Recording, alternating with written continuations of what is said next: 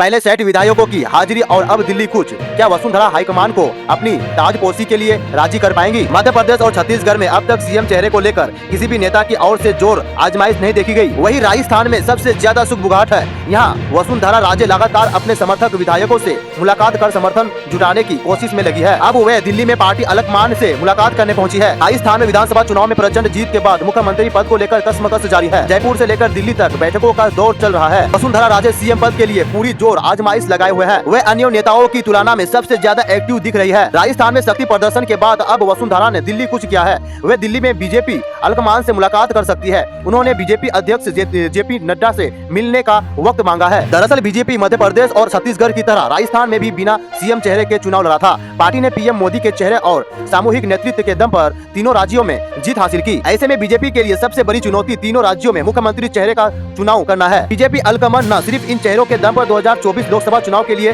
सभी समीकरण साधने की कोशिश में है, बल्कि स्थानीय बगावत को भी रोकना चाहते हैं। राजस्थान में सबसे ज्यादा सुगबुगाहट। मध्य प्रदेश और छत्तीसगढ़ में अब तक सीएम चेहरे को लेकर किसी भी नेता की ओर से जोर आजमाइश नहीं देखी गई। वहीं राजस्थान में सबसे ज्यादा सुगबुगाहट है। यहाँ वसुंधरा राजे लगातार अपने समर्थक विधायकों से मुलाकात कर समर्थन जुटाने की कोशिश में लगी है। बताया जा रहा है कि अब तक वसुंधरा ने 60 से ज्यादा विधायकों से मुलाकात कर चुकी है। ये विधायक वसुंधरा को समर्थन देने और उन्हें मुख्यमंत्री बनाने की मांग भी उठा रहे हैं। राजस्थान में अकेली वसुंधरा राजे ही मुख्यमंत्री रेस में नहीं है। सांसद दिया कुमारी, केंद्रीय मंत्री अश्विनी वैष्णव, बाबा बालकनाथ, लोकसभा स्पीकर ओम बिरला, केंद्रीय मंत्री गजेंद्र सिंह शेखावत भी सीएम रेस में है। दिया कुमारी और बाबा बालकनाथ ने तो विधानसभा चुनाव भी लड़ा है। दिया कुमारी ने बुधवार को संसद सदस्यता से इस्तीफा दे दिया। हालांकि वसुंधरा राजे चुनाव नतीजों के बाद सबसे ज्यादा एक्टिव नजर आ रही है। चुनाव नतीजे के बाद से वसुंधरा राजे ने अब तक करीब 60 नए विधायकों से अपने आवास पर मुलाकात की है। ये विधायक खुलकर मीडिया के सामने वसुंधरा राजे को सीएम बनाने की मांग कर चुके हैं। हालांकि बीजेपी ने साफ कर दिया है कि मुख्यमंत्री का नाम पार्टी का संसदीय बोर्ड तय करेगा और उससे पहले बीजेपी विधायक दल की बैठक बुलाई जाएगी। हालांकि बैठक की तारीख अभी तक नहीं हुई है। वसुंधरा ने पार्टी को भी भेजा संदेश। भले ही वसुंधरा राजे जयपुर में शक्ति प्रदर्शन दिखा रही है,